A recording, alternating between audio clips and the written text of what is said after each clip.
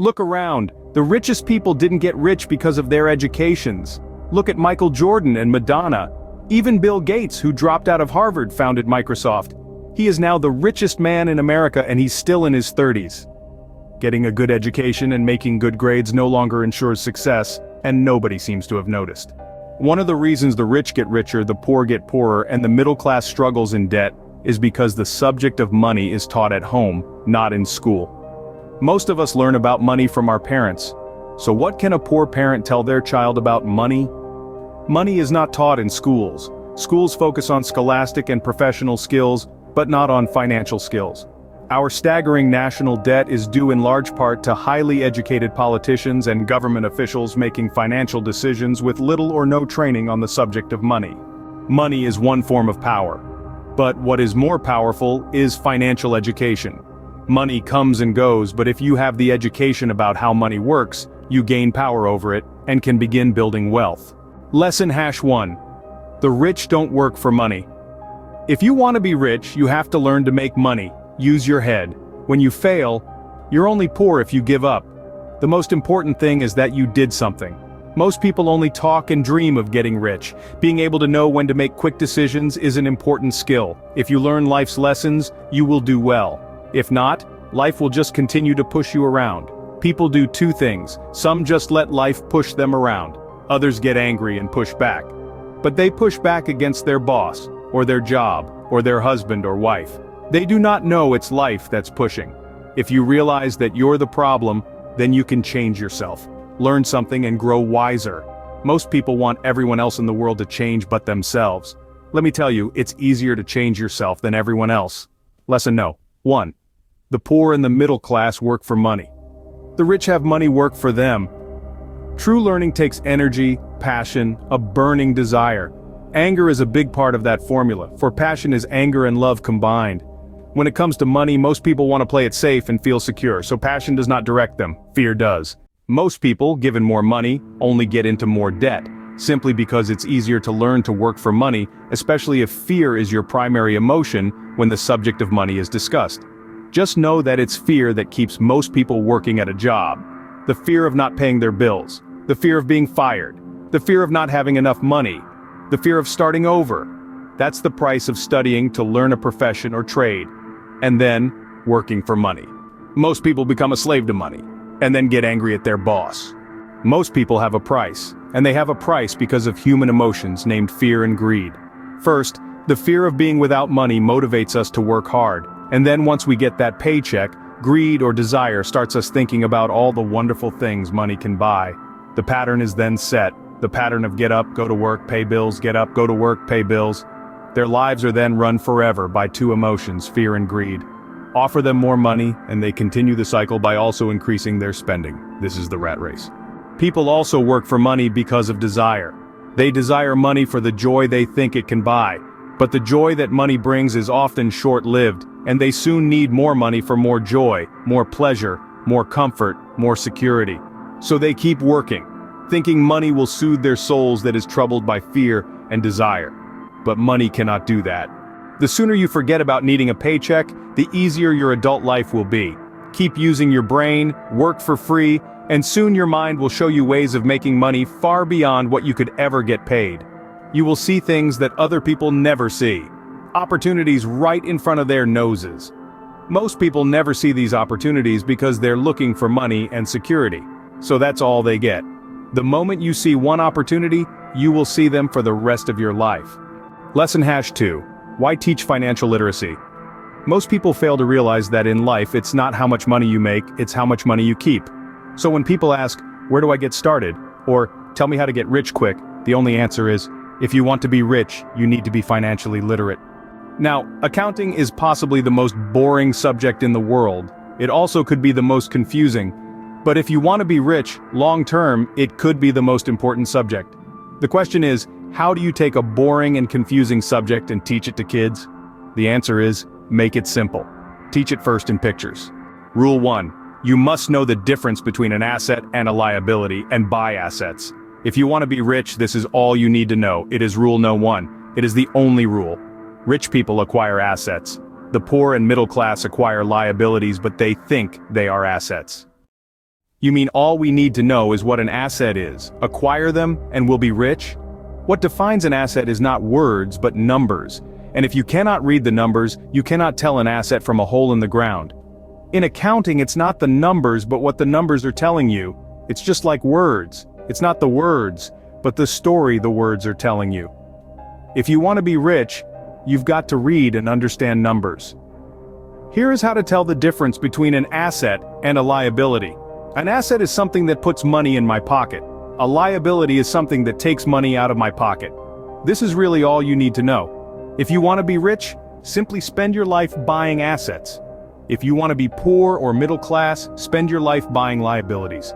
It's not knowing the difference that causes most of the financial struggle in the real world. There is a flaw in the thinking of so many people. The flaw is that money will solve all problems. More money will often not solve the problem. In fact, it may actually accelerate the problem. Money only accentuates the cash flow pattern running in your head. If your pattern is to spend everything you get, most likely an increase in cash will just result in an increase in spending. Because students leave school without financial skills, millions of educated people pursue their profession successfully, but later find themselves struggling financially. They work harder, but don't get ahead. What is missing from their education is not how to make money, but how to spend money, what to do after you make it. Is a house an asset or a liability? When it comes to houses, I point out that most people work all their lives paying for a home they never own. In other words, most people buy a new house every so many years, each time incurring a new 30-year loan to pay off the previous one. Even though people receive a tax deduction for interest on mortgage payments, they pay for all their other expenses with after-tax dollars, even after they pay off their mortgage. Property taxes. Houses do not always go up in value. The greatest losses of all are those from missed opportunities. If all your money is tied up in your house, you may be forced to work harder because your money continues blowing out of the expense column instead of adding to the asset column, the classic middle-class cash flow pattern.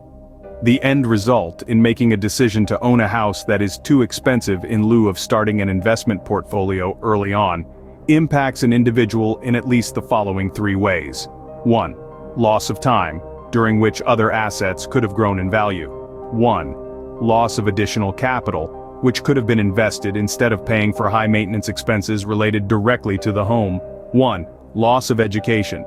Too often people count their house, savings, and retirement plan as all they have in their asset column. Because they have no money to invest, they simply do not invest. Most people work for everyone else but themselves. They work first for the owners of the company, then for the government through taxes, and finally for the bank that owns their mortgage. Secret number 3 of the rich: mind your own business.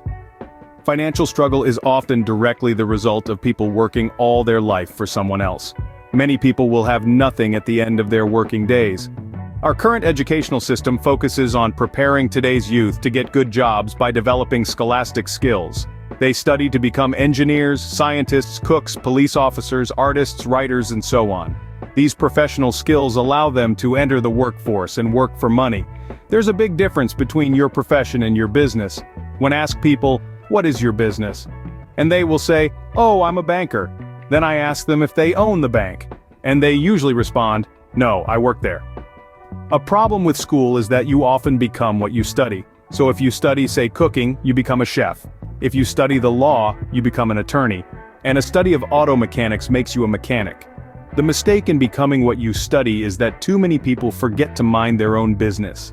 They spend their lives minding someone else's business and making that person rich.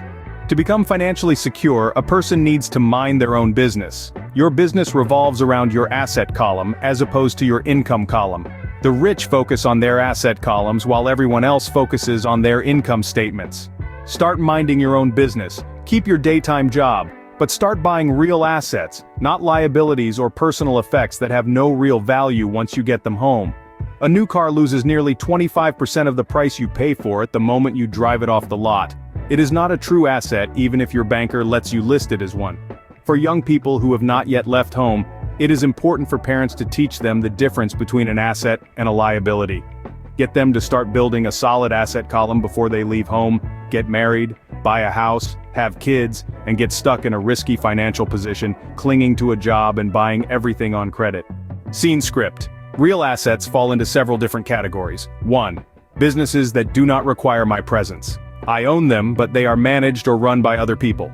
If I have to work there, it's not a business. It becomes my job. 1. Stocks. 2. Bonds. 4. Mutual funds. 5. Income-generating real estate. 6. Notes, LUs. 1. Royalties from intellectual property such as music, scripts, patents. 1. And anything else that has value, produces income or appreciates and has a ready market. The real reality is that the rich are not taxed. It's the middle class who pays for the poor, especially the educated upper-income middle class. Historically in England and America, taxes were initially levied against only the rich. The idea of taxes was made popular and accepted by the majority by telling the poor and the middle class that taxes were created only to punish the rich. This is how the masses voted for the law, and it became constitutionally legal. Although it was intended to punish the rich, in reality it wound up punishing the very people who voted for it, the poor and middle class. Once government got a taste of money, the appetite grew. The problem was that the government's appetite for money was so great that taxes soon needed to be levied on the middle class, and from there it kept trickling down. The rich, on the other hand, saw an opportunity. They do not play by the same set of rules.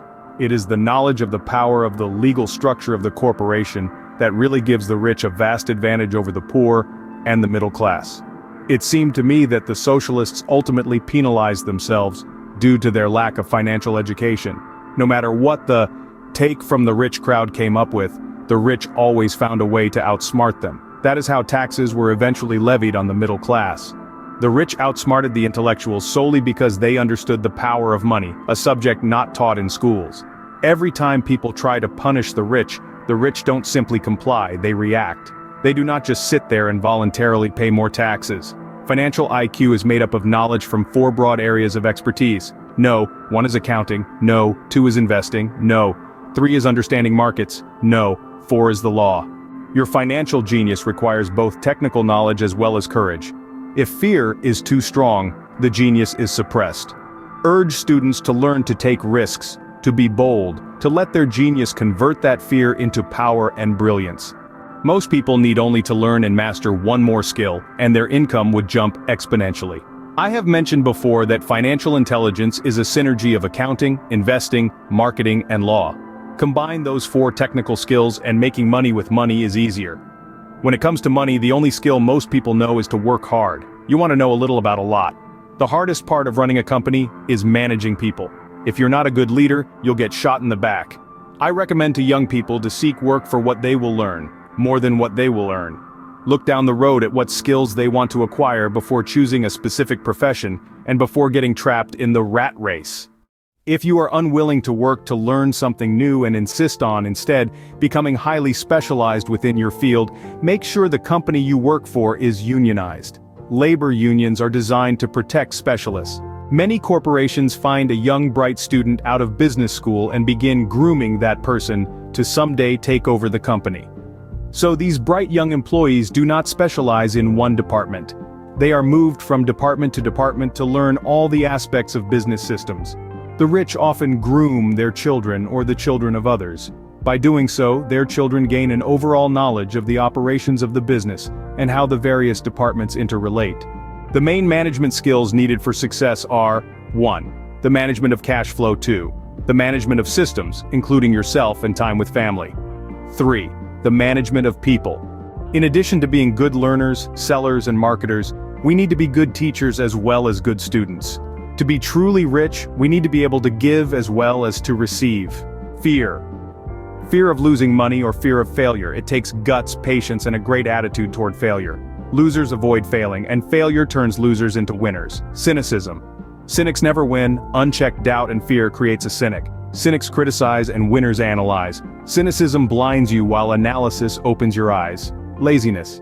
How do you beat laziness? The answer is a little greed. Without that little greed, the desire to have something better, progress is not made. Bad habits. Arrogance. Arrogance is ego plus ignorance. What you don't know loses you money. When you know you are ignorant in a subject, start educating yourself by finding an expert in the field, or find a book on the subject.